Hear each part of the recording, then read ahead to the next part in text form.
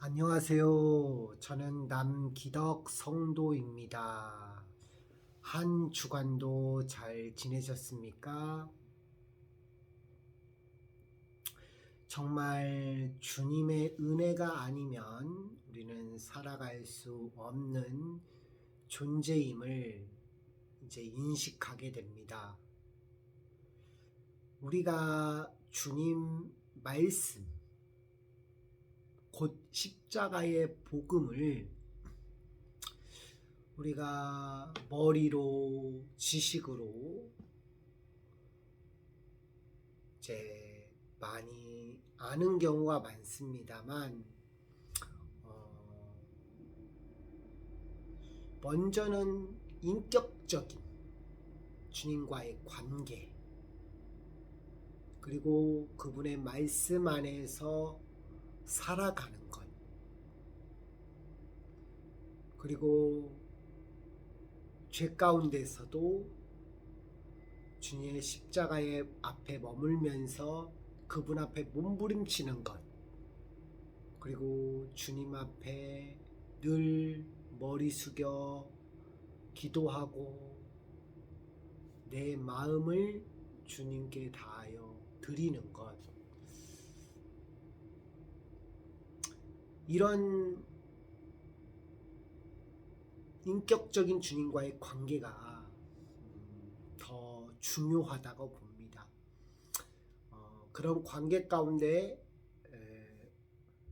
더불어 이제 성경에 있는 십자가의 복음의 진리의 말씀을 이제 전체적으로 창세기부터 계시록까지 하나씩 하나씩 알면서 더 그분의 은혜의 풍성함을 누리게 되는 것이죠. 그리고 그것이 정말 삶으로까지 나타나는 것이 우리 그리스도인이 라는 신분에 맞게 생활을 할 수 있다라는 것, 그것이 얼마나 지당한 일이냐라는 것들을 제 자신에게 자문해 보게 됩니다. 제가 지난주에 죄의 종이 아닌 의의 종이 된 성도라고 해서 이제 로마서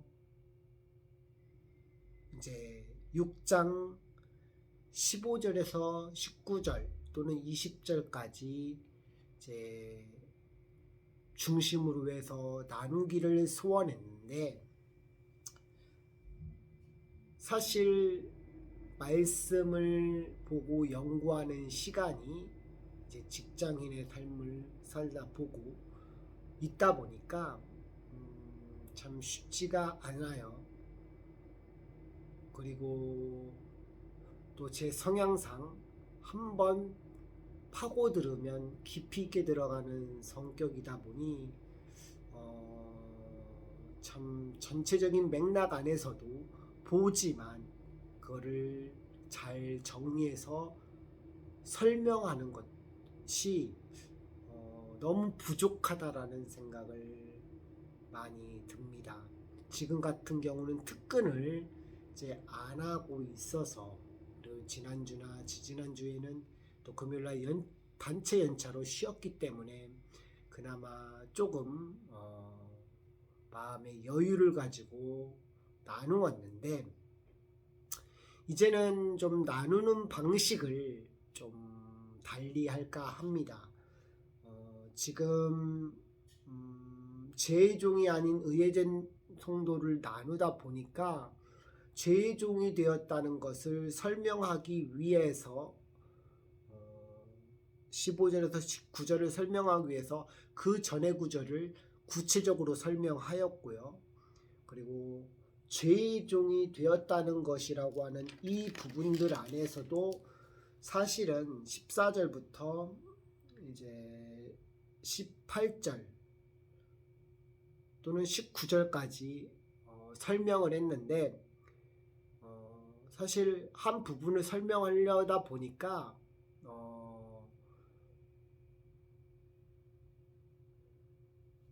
전체적인 부분에서 설명을 했는데 하나하나씩 설명하지는 못했어요. 그런 욕심이 좀 있는데 마음처럼 잘 되지 않았다는 게 참 어려운 숙제 같습니다. 그러니 두 번째 의의 종이 되었다는 것도 사실은 그보다 더 설명이 안 되었죠. 네.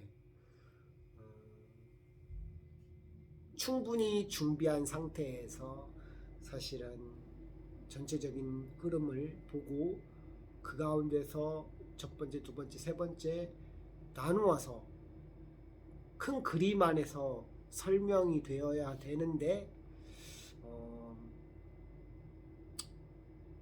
그것이 많이 부족했다라는 부분들 속에서 지난번에는 또 풍성한 은혜가 너무 많았는데 순종에 대한 개념을 너무 많이 하나님께서 은혜를 주셨는데 제대로 나누지 못했다라는 그 압박감이 남아 있어서 의의 종이 되었다는 것을 간단히 설명을 했지만 다시 설명하고자 합니다. 죄의 종이 되었다는 것은 설명을 했으니까 놔두고요. 이제 15절에서 의의 종이 되었다는 것으로 다시 한번 나눠보고자 합니다. 죄의 종이 되었다라는 것은 제가 그렇게 얘기했어요. 죄 가운데 그대로 놓여져 있다라는 것. 예수님을 믿는 자는 절대 성화, 거룩에 이르를 수 없다라는 것. 그리고 죄의 종이 되었다는 것은 율법 아래 있게 되었다는 것고 결국 죄를 짓게 된다라고 하는 것. 그렇기 때문에 본질적인 의, 하나님의 의, 십자가로 주어진 의가 있다라고 하는 점에서 의의 종으로서는 성립이 됩니다. 그러나 의의 종이 된다라는 것이 이것이 없다. 그리고 그것이 없다라는 상태에서 죄를 진다. 본질적인 죄 가운데서 죄를 진다. 그것은 결국에 사망에 이르게 할 수밖에 없다는 겁니다.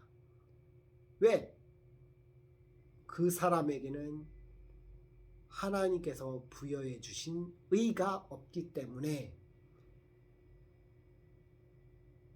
믿는 자로서 죄의 종으로 살 수 없고 의의 종으로 살 수밖에 없는 우리의 모습. 그것은 오직 전적 은혜인 예수님의 십자가로 그 은혜로만 가능하다는 사실.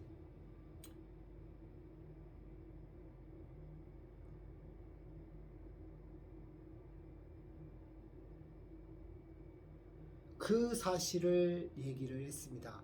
죄의 종이 되었다는 것은 결국에 주님의 진노의 자녀가 되었다라는 거고 또 그리스도 밖에 있다라는 거고 하나님을 전적으로 알지 못한다라는 것. 불신앙이라는 거죠. 이것이 불순종하고 연관이 있다고 했습니다. 죄의 성질은 불순종이라는 거예요. 의의 승질은 순종이라는 것이고요. 그러니까 우리가 생각하는 인간적 행위로 무엇인가를 해야 한다라는 것은 하나님의 말씀의 기준으로 봤을 때 그건 순종이 아닙니다. 인간의 그냥 행위예요. 행위. 믿지 않는 사람도 행할 수 있다. 선행을 할 수 있다. 라고 했어요. 근데 믿는 자도 죄를 지을 수 있다. 반대로. 그러나 믿지 않는 자들이 짓는 그 죄하고 본질적으로 그 죄 가운데 짓는 죄하고 본질적인 죄가 가리워진 상태에서 죄를 짓는 거하고는 차원이 다른 개념이고 행하는 기준도 그냥 인간적으로 하나님을 알지 못하는 상태에서 행하는 것과 하나님을 알고 있는 상태에서 행하는 것은 다르다 라고 분명히 얘기했습니다. 성화는 인간이 무엇을 행한 거로 초점을 두지 않는다고 했어요. 하나님의 의에 의해서 구별되어서 그 의 가운데서 살아가는 것, 그것이 삶으로 나타나는 것이라고 설명을 드렸습니다. 그래서 인간의 행위를 강조하다 보니 율법으로 구원받게 된다고 하는 이런 구멍에 빠지게 되는 거예요.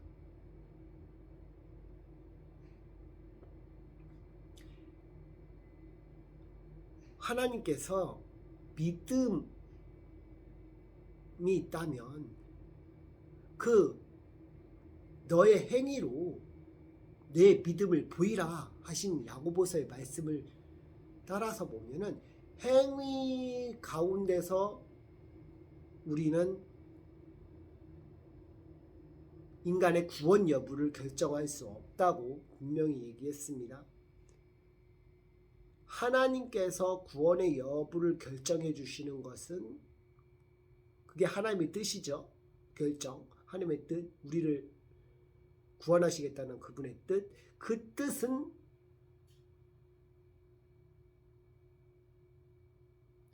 오직 예수 그리스도의 십자가의 은혜로만이 구원받아서 그 의로 성별된 자로서의 개념을 말한다고 지난번에 나누었어요.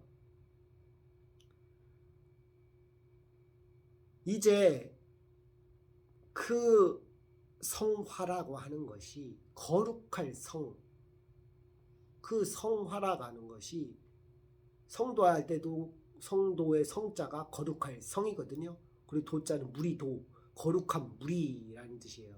거룩한 무리. 성도에게는 어떤 교인이 아니라 어떤 직분자로서가 있다고 해서 그 사람이 그냥 직분자가 아니라 목회자건 집사님이건 권사님이건 장로님이건 그냥 나오는 그 교회에 출석하는 근데 주님을 믿은 그 사람이라면 그 본교회 교인이든 모두 다 성도입니다.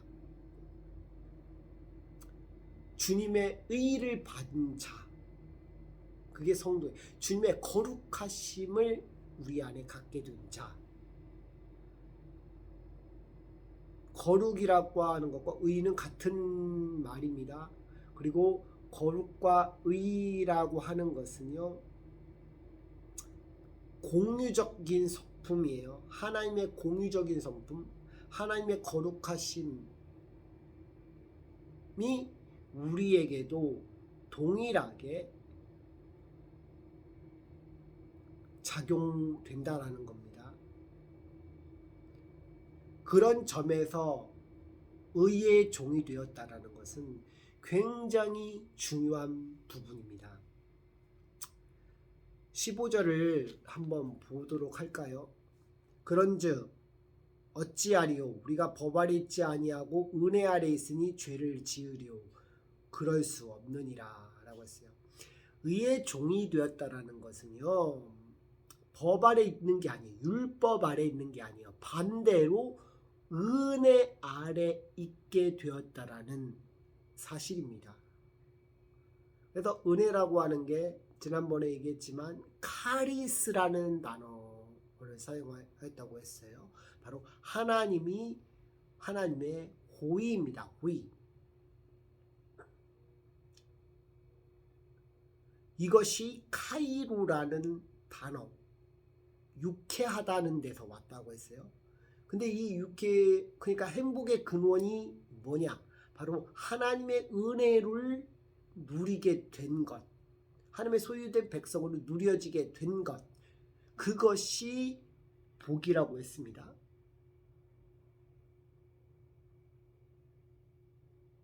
하나님의 언약된 백성으로서 그 언약을 바라보고 그 주님의 신실하심을 믿는 것, 그게 우리의 최고의 기쁨이라고 말씀을 드렸어요.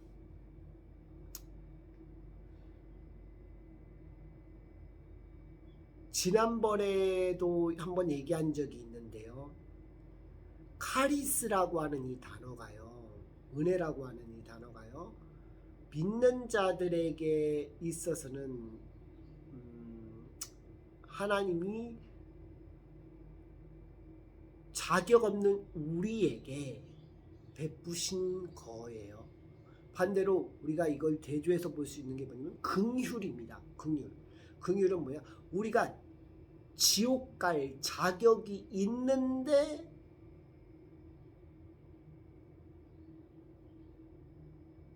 베푸신 것. 지옥 가지 않도록 베푸신 것. 그게 긍휼입니다. 우리를 불쌍히 여겨주신 것. 그래서 다윗의 자손 예수여 나를 불쌍히 여기소서 라고 맹인이 고백하지 않습니까? 우리는 그분의 은혜를, 그분의 긍휼을 얻은 자입니다. 그런 자가 어찌 죄를 지을 수 있겠습니까? 하마르타노라고 했습니다. 하마르타노는 바로 하나님께 불순종할 수 있느냐, 이게요. 죄를 지으리오라고 하는 것은 율법 가운데 하나님께 죄를 지을 수가 있겠느냐라는 거예요.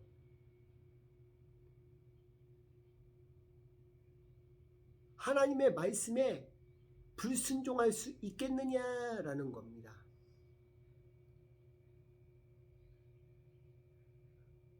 절대 그럴 수 없다는 겁니다. 그 원인으로서 발생되지 못한다는 거예요. 하나님께서 여러분, 아담 할아버지 할머니께서 우리의 아담 할아버지 할머니께서 아담 할아버지와 하와 할머니께서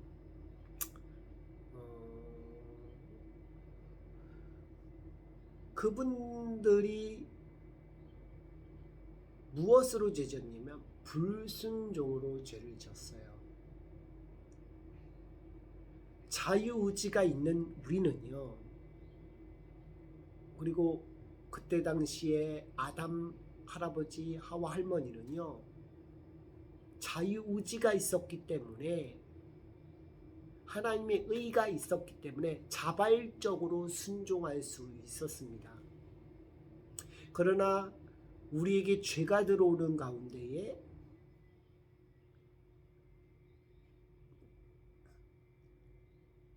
하나님 앞에 바로 서지 못하고 그분의 말씀에 따라 살지 못하게 되는 죄의 노예가 되었어요.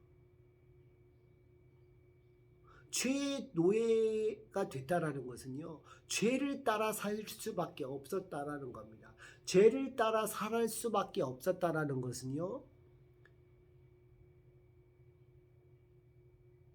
하나님 말씀에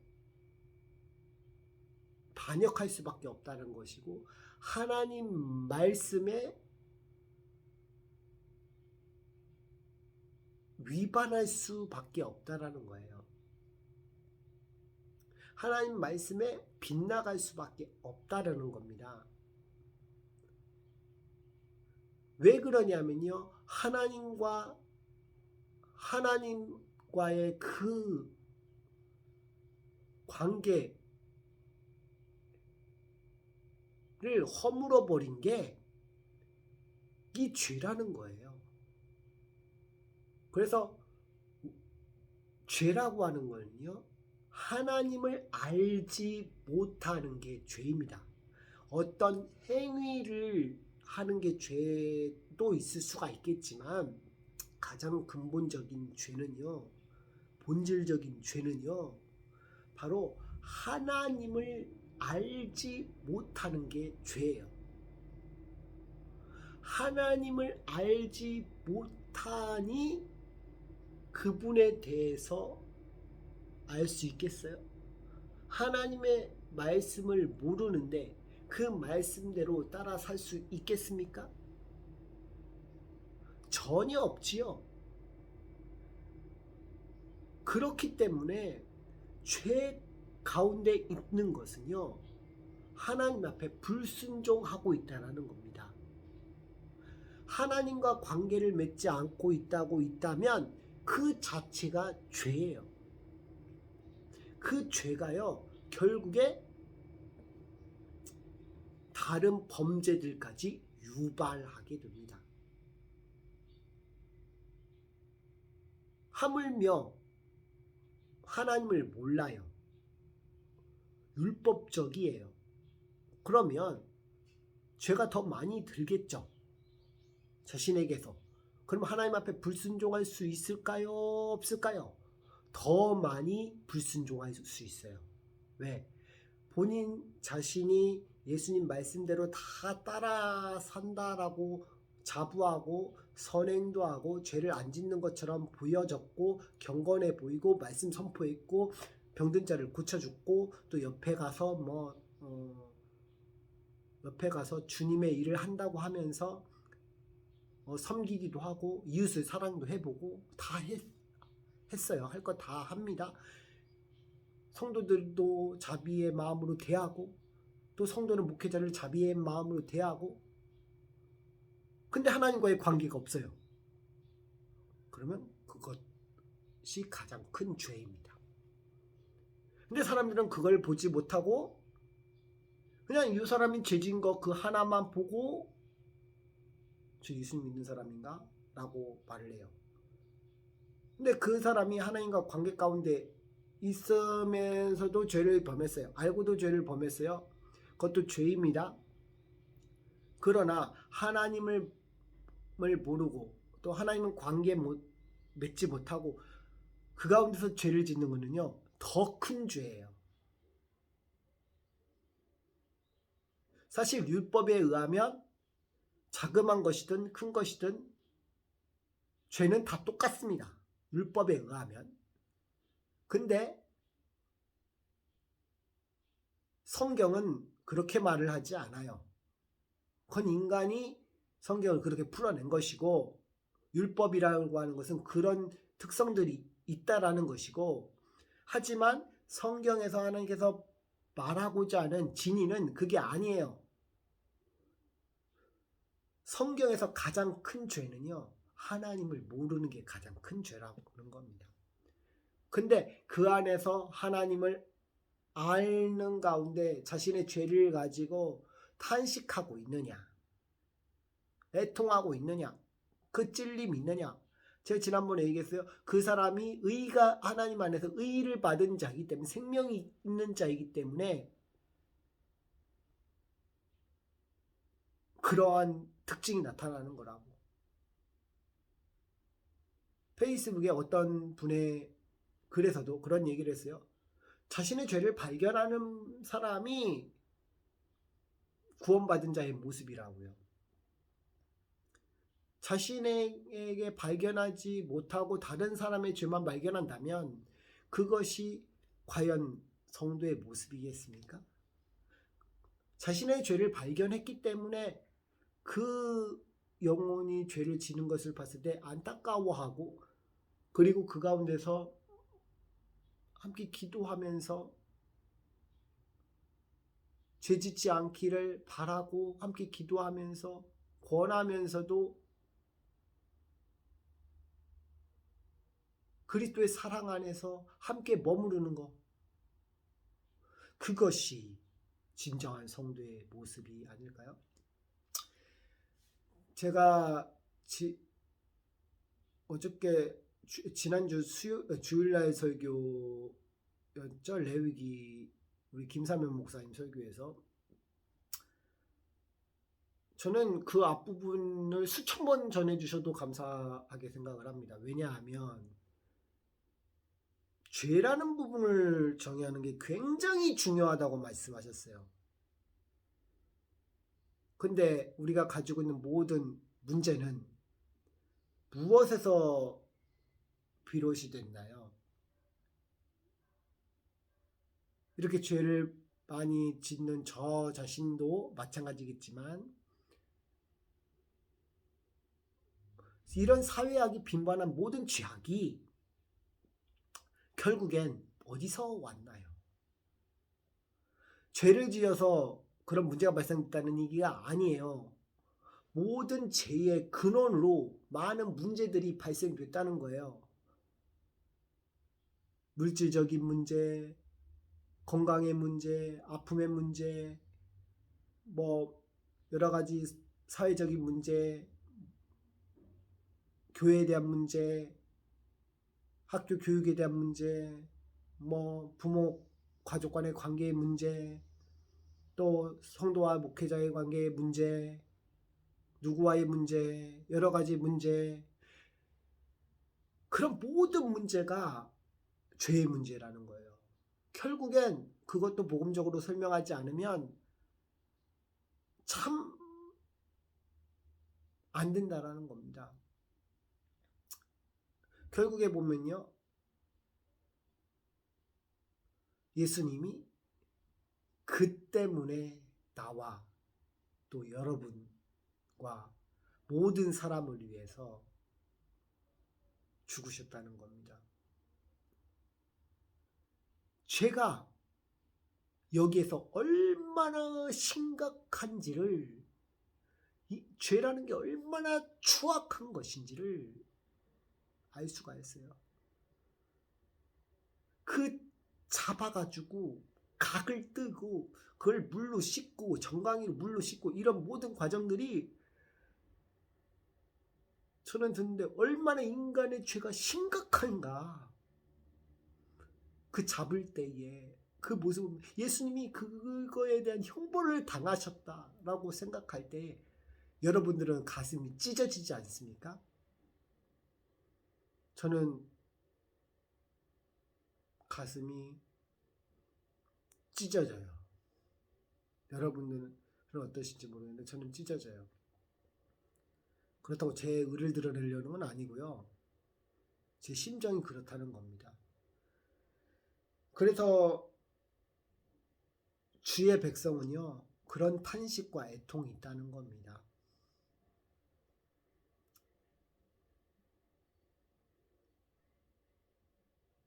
주의 말씀을 받은 자는요, 세상의 어떤 것보다도요, 눈물 날라고 그래.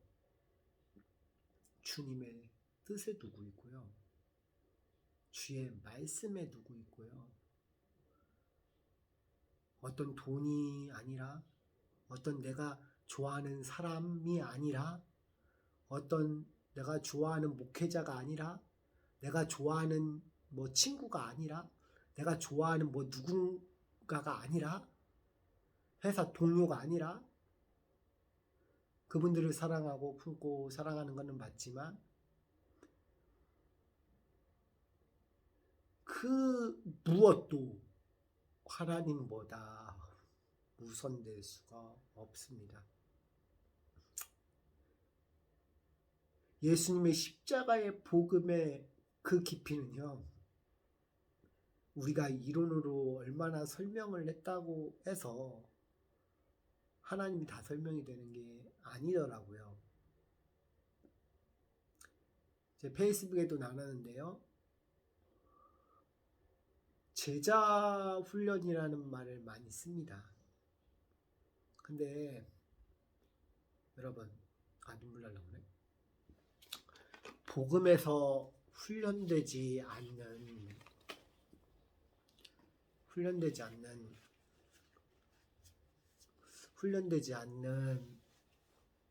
제자 훈련이 과연 제자 훈련이겠습니까? 말씀으로 훈련한다고 해요. 신학적으로 뭘로. 근데 그게 나를 변화시키더라고 봅니까? 내 삶 가운데 정 가운데서 보면은요, 변화가 많이 됐어요. 근데 약 2년 동안 제가 유도순 목사님 설교를 듣고 완전히 제가 가지고 있는 신학이 깨졌거든요. 근데 그 유도순 목사님 설교를 듣고 보니까 1년 내내 들었어요. 아침에 갈 때에. 제가 감사한 게 유도순 목사님을 알게 된 거는 사실 헬세드 선교사님, 그 이영근 목사님을 통해서 추천해 주셔서 알게 됐던 거예요. 제가 김인수 목사님 만났을 때도 얘기했지만 성소로 찢어지다. 그게 첫 설교예요. 들었던 게 김인수 목사님 설교는. 김삼일 목사님 설교는 야고보서 파노라마 그거였고, 유도순 목사님의 설교를 한 번의 설교를 거의 다 들었습니다. 거의 다. 다 들었다 온 거짓말이고 거의 다 들었고, 그 전에 캐리그마 설명도 들었고 그 전에도 들었고, 제가 아침마다 가면서 들었어요. 그러면서 내가 아침마다 탐복하면서 걸어갔습니다. 회사를. 그러면서 여러분, 저는 유도순 목사님 뵙게 되면은 큰절 한번 올리고 싶은 게 제 마음이에요. 그렇지만 유도순 목사님을 의지하지 않습니다. 그렇다고 해서 그 두 분 목회자분도 의지하지 않고요. 물론 그분들을 존경하고 사랑할 수는 있지만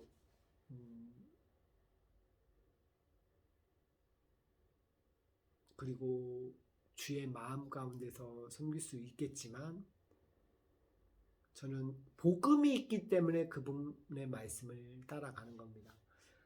그래도 조금 더 신뢰하는 거예요. 그때 제가 사사기 나눴을 때 말씀처럼 저 있는 그대로를 얘기합니다. 사람 자체를 믿지 않습니다. 제가 누나와의 관계 속에서 많이 철저히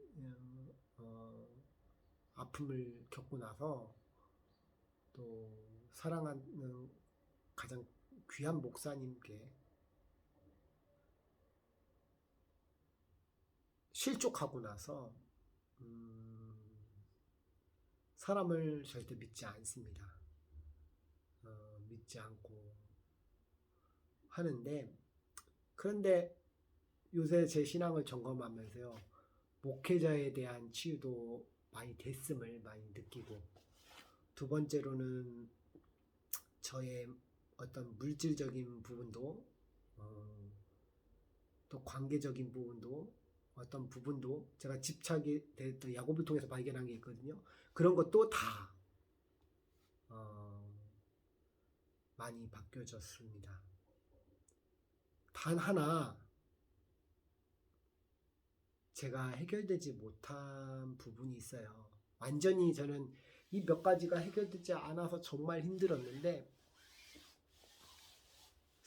지금은 다 해결되었고, 한 가지는 이제 딱 하나예요. 근데 그 부분은 사실 언급하기가 쉽지 않고,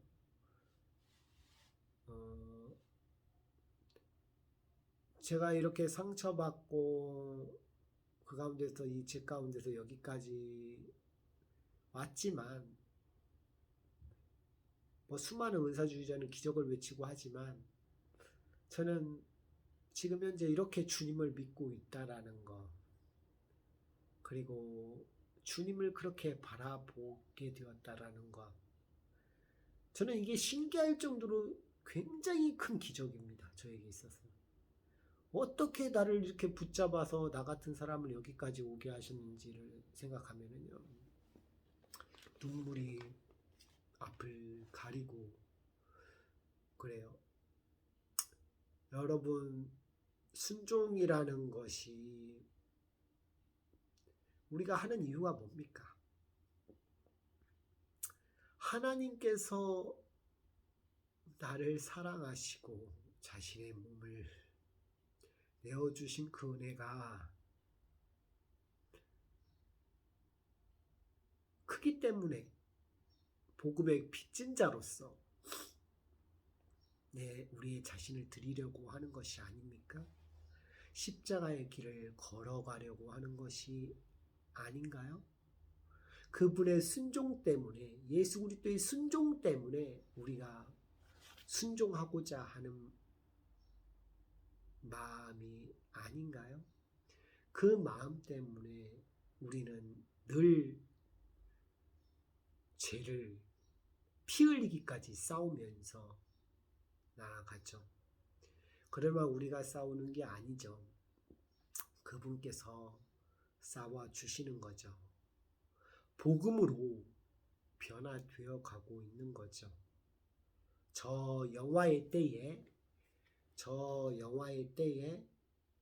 이미 다 회복이 될 것이고 지금의 눈물과 아픔도 그때 가서 다 씻겨지기 때문에 여러분, 저는 늘 기도를 합니다. 하나님, 주님 부르신 날 그때만을 기다린다고.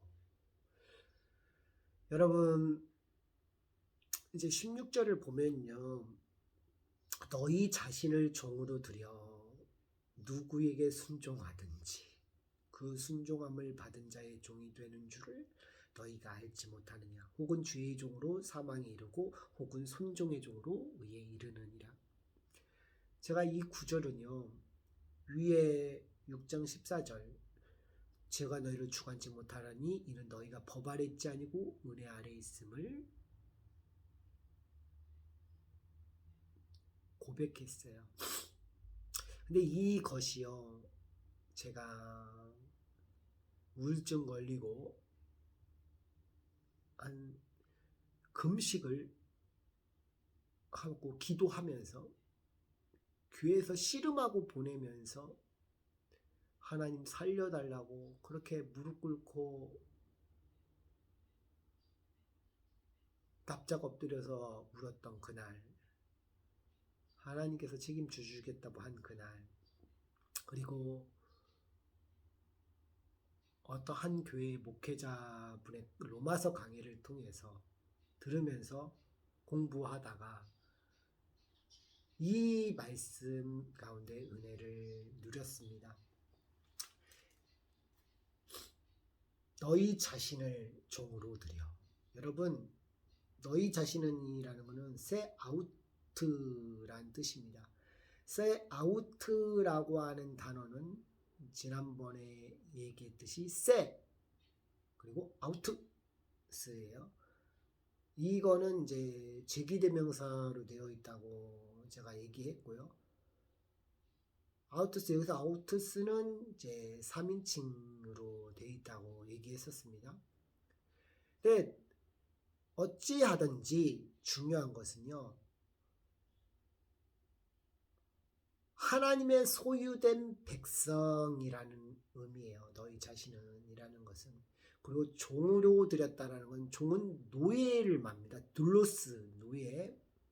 내주어다는 것은 파라스테미 옆에 서 있다라는 뜻이에요. 너희 자신을 종으로서 옆에 서 있어서 누구든지, 호스입니다. 관계 지시대명사 순종하든지, 휘파코스거든요. 휘파코스는 휘파코에서 왔는데 뭐뭐 아래서 듣다라는 겁니다. 그 순종함을 받은 자의 종이 된다. 그 순종함을 받은 자, 휘파쿠. 그리고 자는 호스거든요. 종은 둘로스예요. 휘파쿠, 주의 그 말씀을 듣는 자의 종이 된다. 즉 뭐냐면요, 예수 그리스도,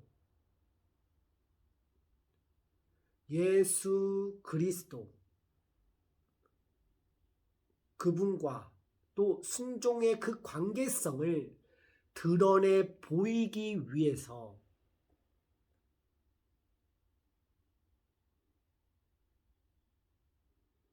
말하고 있다라는 거예요. 진정한 율법은 뭡니까? 완전성을 선포합니다. 완전성. 주의 말씀을 듣는 것, 아는 것은 결국에 주의 진정한 율법의 그 의미와 완전성을 선포하는데요. 그 완전성은요, 십자가에 달리신 그분과의 순종과의 관계를 형성함과 동시에 많은 분들이 그 예수 그리스도께서 순종하셔서 우리를 위해서 죽으시고 부활하신 그분의 종으로 들을 수 있다는 거예요. 듣는다는 것은 두 가지 의미입니다. 실제로 주의 말씀을 듣는 거예요. 복음의 말씀을 듣는 거예요. 그 복음의 말씀을 따라서 두 번째 그 말씀대로 사는 겁니다. 듣는 겁니다. 듣는다는 건 두 가지예요. 귀로 듣고 삶으로 듣고.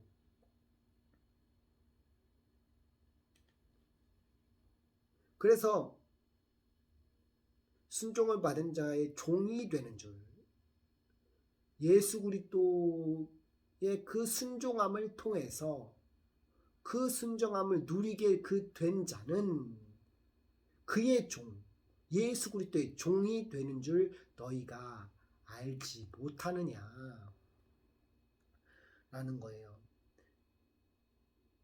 예수 그리스도의 종이 된 것을 얘기를 합니다. 이것은 뭐냐면요, 주의 직분, 그 거룩한 직분을 어떻게 우리에게 왔으며 그것이 어떻게 작용했는지를 보여주고 있어요.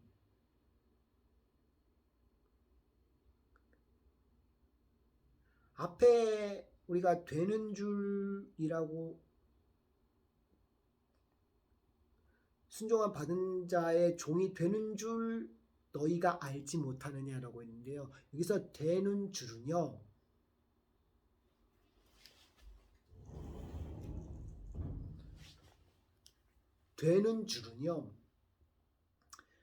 ST 호티예요.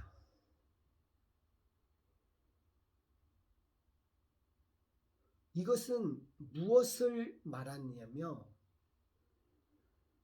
앞에 있는 내용과 뒤에 있는 내용이 연결되었던 것이고요. 그것이 분리되는 작용성에서 나타나고 있다라는 겁니다.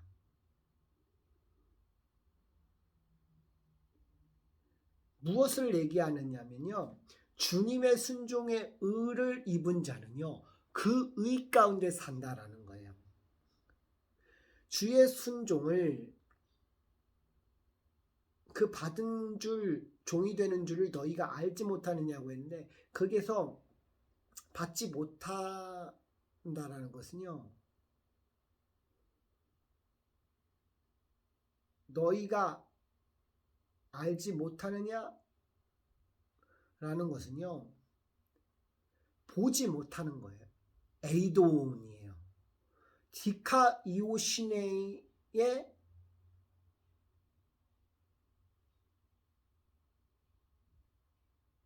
이르게 되는 거예요. 이르지 못하게 되는 거예요. 뒤에 보면은 혹은 죄의 종으로 사망에 이르고 죄의 종으로는 사망에 이르고 혹은 순종의 종으로 연결하고 있어요. 그리고 또 분리된 관점에서 지금 방금 또 얘기하고 있습니다. 그러니까 죄의 종으로서와 의의 종으로서의 분리를 얘기하면서도 죄의 종은 어떻게 될 것이고 의의 종은 어떻게 될 것인지에 대해서 그분의 관계성 안에서 관계를 맺었는지 맺지 않았는지의 그 여부를 통해서 사망에 이르거나 의에 이르거나 이것이 결정된다는 것을 말하고 있는 거예요. 순종의 종이 이른다라는 것은요, 히파쿠 그분의 말씀을 듣는 종으로서 디카이오 신의 의에 이른다는 거예요. 의라는 건 디카이오 신의를 썼거든요. 본질적인 의를 사용할 때 쓰는 의가 여기에 붙었습니다. 따라서 뭐냐면요, 우리가 본질적으로 받는 의의는요, 순종과 직결됐다라는 것을 시사해 주는 거예요. 죄의 본질이라고 하는 것은요, 하나님의 관계에 대한 반역, 불순종에 나온 결과로서요, 죄와 순종은 대치되는 관계를 형성합니다. 따라서 하나님의 의는요, 그분의 순종과 함께 대조가 되면서 순종과 의는 같은 맥락에서 잘 바라보아야 한다는 거예요. 순종은요, 하나님의 행하심의 결과입니다. 뒤에 보면 하나님께 감사리로다 그랬어요. 감사는 카리스예요. 하나님의 은혜로다 라는 뜻이에요. 은혜 아래 있으니 15절에 얘기했잖아요. 근데 17절에 하나님께 감사리로다 했어요. 그러니까 하나님의 은혜 아래 있다고 15절에 강조한 그는요, 17절에서 하나님께 감사할 수밖에 없어요. 하나님의 은혜로다라고 고백할 수밖에 없습니다. 왜? 위에 있는 그분의 순종함을 입어서 의에 이르게 됐기 때문에, 의를 입은 자로서 살아갈 수 있게 되었기 때문에 하나님께 감사할 수밖에 없습니다. 너희가 본래의 죄의 종이었다. 본래의 죄의 종이었다라는 것은요, 본질적인 죄 가운데 놓여진 존재였다. 그러면서 너희에게 전하여 준, 여기서 너희에게 전해 준다는 건 가까이에서 무언가를 전해주는 것을 말을 합니다.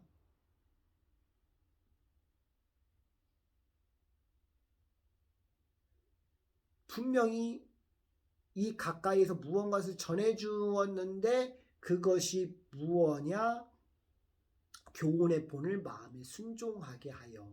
여기서 교훈이라는 것은 교리라고 했어요. 디다케인데요. 복음의 교리, 기독교의 진리를 말을 합니다. 칭의의 교리에 대해서 말하는 거예요. 복음의 진리, 복음의 교리를 가지고 얘기하는 거예요. 그리고 여기서 본을 마음으로 순종하였다. 이 본이라고 하는 것은요, 지난번에 설명을 드렸어요. 모형, 아담은 오실자의 모형할 때 그 모형이라고 하는 게 음각이라고 했어요. 근데 음각은 미술적 용어라고 제가 얘기했는데, 그것은 음각이 내려치다라는 얘기입니다. 내려치다라는 것은 뭐예요? 어떤 형태를 보이지 않고 희미하지만 갖추어 나가면서 나중에 완성하여서 그게 이것이다라고 하는 것을 보여주는, 최종적으로 보여주는 게 바로 음각의 역할이라고 했어요. 내리치는 역할이라고 했어요. 그 내려침으로 인해서 그것이 무엇을 말하고 있는지, 그 작품이 무엇을 말하고 있는지 말한다고 했습니다. 그것을 하기 위해서 내려치는 과정이 있어야 돼요. 본이라고 하는 것은요, 말씀을 통해서요, 연구를 하고 말씀 묵상하고 그 가운데서 하나님과의 그 관계 속에서 우리는 그분의 말씀을 깨닫게 되고 내려치는 과정들이 있어요. 오실 예수 그리스도, 그림자 예표 모형으로 보여진 예수 그리스도, 그리고 예수님께서 죽으시고 부활하셨는데 그 주님께서 다시 오실 것에 대한 그 말씀을 성경을 통해서 무엇라고 말씀하고 있는지, 그리고 그 주님의 말씀 받은 우리는 어떻게 살아야 되는 것인지 라는 것을 말씀을 통해서 내려치는 가운데, 이것이 단순히 내려치는 것으로 끝나는 것이나 우리의 삶으로도 내려치는 겁니다. 우리의 죄된 부분들도 깎아내리는 거고, 그게 아프고 고통스러울지라도 내려치는 겁니다. 그렇게 내려쳐서 조금씩 갖추어 가는 거예요. 그리고 영화의 때에 주님 오실 때 완전히 그 형상이 회복이 되는 겁니다. 완전성으로 보여지게 되는 거예요. 지금은 죄된 본성을 갖고 있기 때문에 우리는 죄된 모습이 날로 드러날 수밖에 없습니다. 그렇기 때문에 교훈의 본, 바로 복음의 교리, 기독교의 진리가 필요해요. 그 진리가 있어야지만이, 그 전해준 진리가 있어야지만이 그 가운데 내려치는 과정 속에서 우리의 성화도 이루어질 수 있고 예수 그리스도를 닮는 모습이 존재한다는 거예요. 그래서 제가 얘기했던 게 뭐냐면, 예수 그리스도의 순종, 그분의 그 본으로 인하여 우리에게도 동일하게 작용되어서 나타난다. 그래서 우리가 변화될 수 있는 방법은 복음의 교리, 칭의의 교리, 십자가의 복음 외에는 절대로 어떤 말씀을 통해서 가르침을 받았다고 해서 변화가 되는 게 아니라는 거예요. 제자 훈련이라는 것도요, 복음의 훈련이 되어 있지 않는 한 그 안에서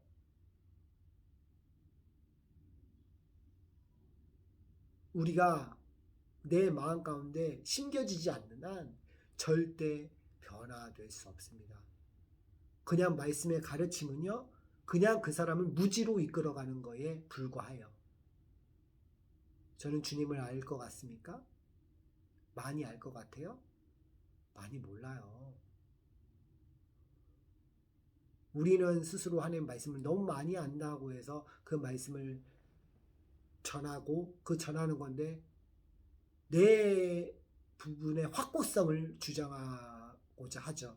그렇지만 진짜 예수님 믿는 사람의 모습은요, 주님 앞에 겸손하면서, 주님, 저의 이 말씀을 모릅니다. 주여, 이 마음을 주님께서 깨닫게 해달라고, 그 본문의 말씀을 알게 해달라고, 그렇게 주님 앞에 몸부림치는 것이죠. 율법은 살아있는 시간이 아니다. 여기서 마음은요, 이제 칼디아, 어떤 사고, 강박이에요. 의로라고 하는 건 그 마음에 의하여, 그 주님이 주신 그 마음에 의하여, 그 주님이 주신 사고, 이성적인 사고에 의하여, 그 감각에 의하여, 그 깨닫게 됨으로 인하여 그 마음으로 순종하게 된다. 그러니까 주의 말씀이 없이, 십자가의 복음이라고 하는 그 진리의 교리가 없이 절대 순종할 수가 없다는 겁니다. 예수 그리스도의 순종으로만이 순종할 수 있는 능력이 부여된다는 거예요. 그게 복음의 능력이에요. 우리가 로마서 1장에서 살펴봤듯이 믿음에 이르게 되는 것은요, 복음을 통해서만이 가능하다는 것을 제시해 줍니다. 그것들을 지금 로마서 6장에서 상세하게 설명하고 있고요. 연합 교리를 통해서 7장에서도 그렇게 설명해 가게 될 거예요. 제가 앞으로 7장을 좀 준비하긴 했는데, 이걸 또 지금 이따 나눌 수도 있고요. 아니면 다음 주에 나눌 수도 있겠지만, 7장 1절 한 구절 가지고 나눌 거예요. 그리고 나서 2, 3절을 나누고 7장은 좀 깊이 있게 좀 나눠볼까 생각 중인데요. 어쨌든 그 은혜로만이 순종할 수가 있다. 그런 자만이 죄에서 자유함을 가지고 있다. 라는 겁니다. 19절에 보면은 너희 육신이 연약함으로 내가 사람의 예대로 말하노니 전에 너희가 너희 지체를 부정과 불법에 들여 불법에 이른 것 같이 이는 너희 지체를 의의 종으로 들여 거룩함에 이르라. 육신의 약함을 설명하고 있어요. 아스데이에야, 몸과 마음의 약함을 얘기합니다. 그 몸과 마음의 약함을 통해서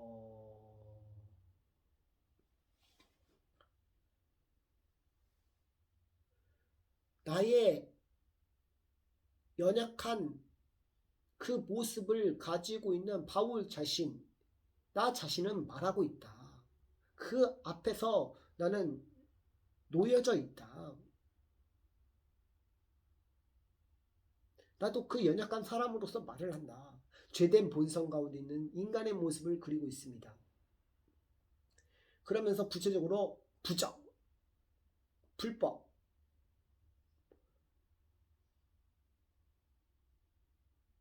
이런 것에 이른 것 같이 이제는 너희 지체를 의의 종으로 내주어 거룩함에 이르라.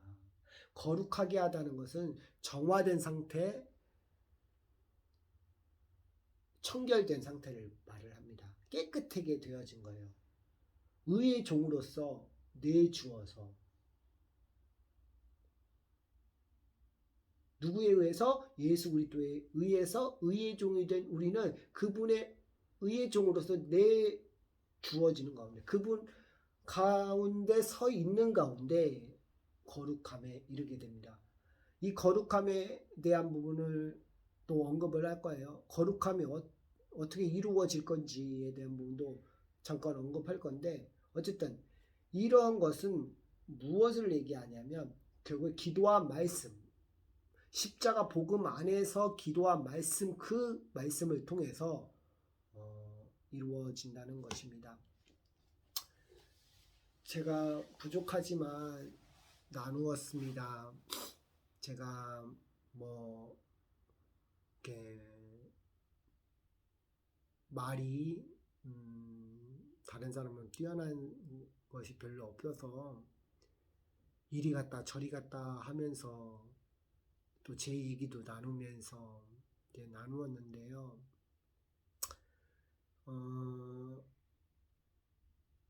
저는 그래요.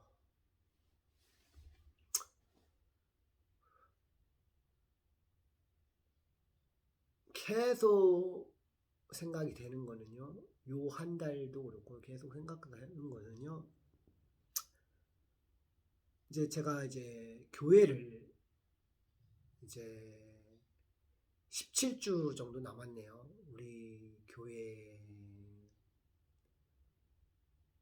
상황에 따라서 17주가 남았는데 함께할 시간이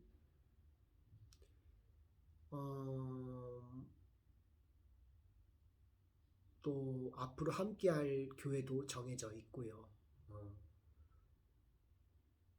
제가 늘 존경하는 그 교회, 목사님이 신무하시는 교회에 가게 될 예정인데 말 안 해도 다 아실 거예요. 대충 아실 겁니다. 제가 그분의 설교를 제일 많이 들으니까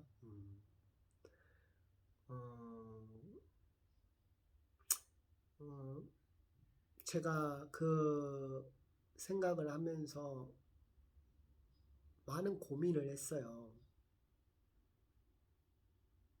많은 고민을 했는데 그리고 집을 이렇게 나오면서도 고민을 하면서 여러분 제가 어제 쓴 페이스북 글에 있는 그 제자훈련에 대한 내용이요. 그냥 얼떨결에 그냥 그날 생각나서 쓴 글 같잖아요. 그죠? 여러분 한 달 동안 생각하고 지금 이 내 안에 부족함과 씨름하고 예수님 십자가 앞에 서는 그 가운데, 그리고 지난 2년을 또 묵상하는 가운데 또 유도순 목사님을 만난 거와, 제가 어째 유도순 목사님을 만날 수 있는 저기가 되겠습니까? 비천한 이 사람이 과분하죠. 우리 김희수 목사님, 김삼면 목사님도 만나주셨지만 제가 그분들을 만나는 건 과분한 사람입니다. 과분한 사람인데 주인에 불과하고 오늘 죽어도 그냥 여한이 없는 사람인데 어찌 이런 말을 하겠습니까?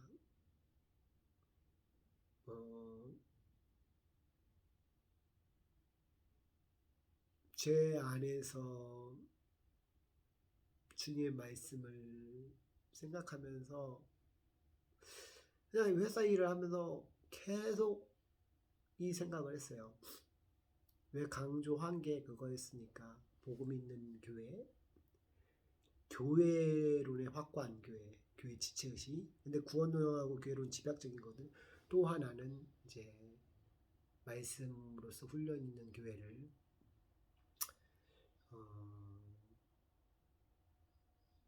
생각하다 보니까 제가 지난날 말씀 훈련을 굉장히 중요시 여겨왔어요. 특별히 기본 교리에 대해서 중요시 여겨왔습니다. 칭의 교리. 그리고 무엇보다 그 외에도 많은 성경에 있는 모든 말씀에 대해서 굉장히 한 번을 준비해도 정말 열심히 준비해갖고 말씀을 나누기도 하고 했습니다. 저의 멘토 목사님 이제 뭐 집에서 계신데 하나님 나라 가시기만 소망하시고 계셔요. 근데 거동을 못 하시니까 이제 그 목사님의 말씀에 영향을 받았어요. 아시지만. 근데 그 목사님이 을 통해서 성경 보면서도 모르는 것마다 막 물어보기도 했으니까. 그리고 이 목사님께서 제 말씀해 주셨던 말씀 다 기억납니다. 거의 안 기억나는 건 거의 없어요. 거의 기억나고 내 안에 내재해서 그만큼 나타나고 있고, 그냥 이론적인 지식이 아니라 나타나고 있고, 이제 그 안에서 말씀의 훈련을 받았기 때문에 이렇게 연약한 사람이 그래도 신앙을 지켜올 수가 있었다 라고 생각을 했어요. 근데 유도순 목사님 만나고 나서는 제가 깨지고 또 원 2년을 보내면서 또 간증할 거는 있어요. 많이 있는데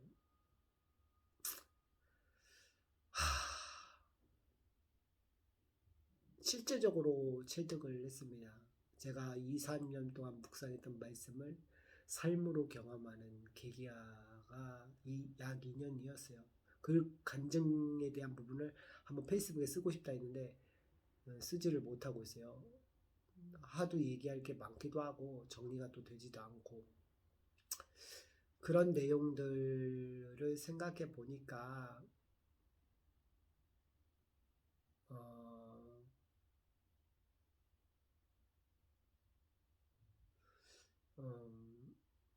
말씀 훈련이 말씀 훈련으로 왔던 것을 생각해 보면 그것도 사실 아무것도 아니더라. 물론 좋은 목회자 만나고 좋은 지체를 만나고 너무 귀한 거죠. 그것도 귀한데 제가 깨달은 건요. 절대 복음 훈련 없이 십자가 복음 없이 십자가 복음만이 아니다라는 말은 저는 좋아하지 않습니다. 십자가 복음만 있으면 됩니다. 십자가 복음만 있고 그 가운데서 그분의 사랑 안에서 교회가 존재하고 그 안에서 그 사랑으로 서로 섬기는 가운데 그 사랑을 보게 된다면 전 100% 변화된다고 봐요. 근데 한국교회 현실은요, 그렇지 않다라는 것으로 저는 보여집니다. 한국교회를 볼 때마다 마음이 아파요. 어떤 분들은 그것을 가지고 제가 비판한다고 생각할지는 모르겠지만 비난과 사랑의 책망은 또 틀려요. 비난도 틀리고 저는 복음이 아니면 살 수도 없고 그리고 어떤 분에 의해서 특별하게 변화되는 것이 아니라 내 안에 그리스도의 영이신 성령께서 내 안에 계셔서 철저하게 복음 안에서 깨부수지 않으면 부셔지지 않는다면 불가능하다 저는 생각을 하고 아무튼 이제 내일 모레가 부활절이에요. 부활절 하니까 작년 아버지 눈물 나려고 그래. 작년 아버지 소천하시고 외형으로부터 위독하다는 얘기 듣고 마지막으로 본 게 작년 부활절이었죠.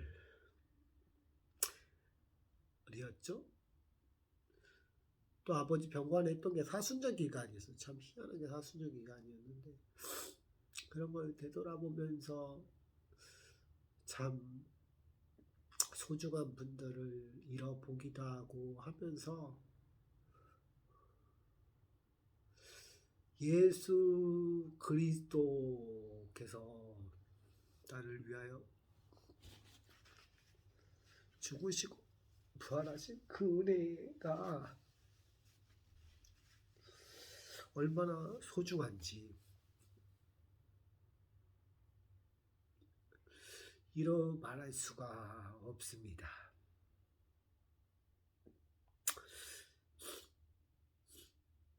성령의 열매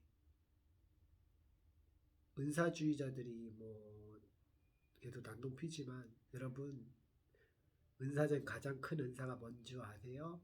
사랑의 은사예요. 사랑의 은사. 지금 말세에 가장 큰 특징이 뭔지 아세요? 사랑이 식어져 가고 불법이 성행하고 있다는 거예요. 그리고 페이스북을 보든 유튜브를 보든 다 끼리끼리 문화로 자기네들끼리만 소통하고 자기네들끼리만 하는 이런 문화 형성이 저는 이게 기독교의 모습인가 할 정도로 마음이 아픕니다. 예수님이 그런 모든 문제들도 결국에 제 기도의 불찰도 있지만 결국에 하나님이 예수 그리스도께서 이 문제 때문에 죽으신 거거든요. 그때 김삼현 목사님 설교 때도 그런 앞에 보면 그런 수천 번 수만 번을 전해주셔도 참 감사한 내용이에요. 그걸 죄에 대한 확실한 정의를 알지 못하면은요 쉽지 않아요. 여러분요 죽음에 이르기까지 모든 총체적인 문제의 근원은요 죄예요. 그 안에서 죄의 심각성을 봐야 됩니다. 예수님이 그 죄 때문에 죽으셨다는 거예요. 제가 오늘 죽는다 그러면 딱 전하고 싶은 말씀이 하나가 있어요. 그게 레위기가 본문이 될 것 같기는 한데 마지막 죽는다고 하면 이 말씀을 나누고 마치고자 하는 게 있어요. 주의 떡과 잔.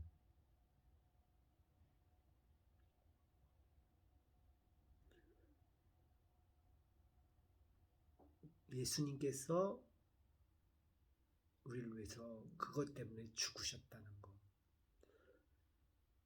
죄와 문제성 그리고 우리 구주 예수 그리스도.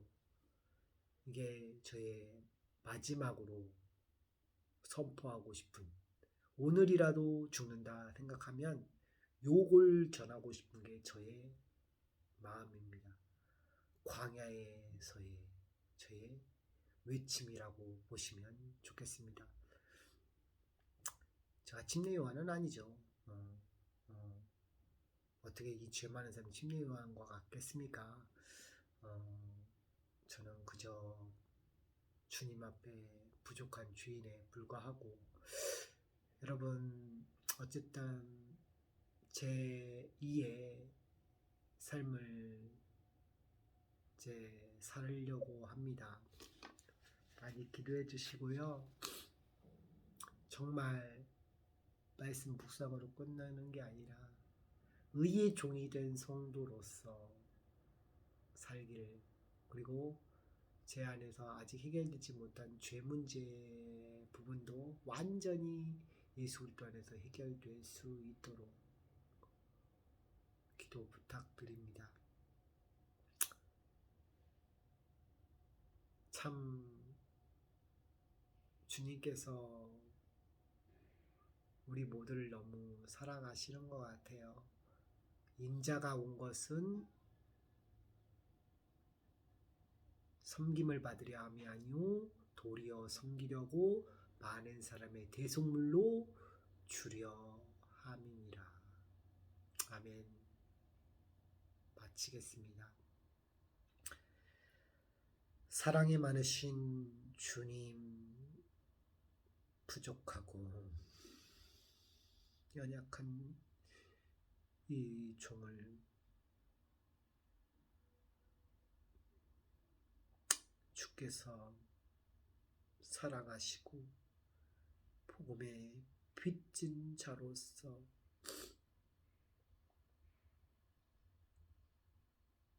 주님 앞에 끊임없이 주를 놓지 않고 주를 바라보게 하심에 감사합니다. 날마다 죽노라.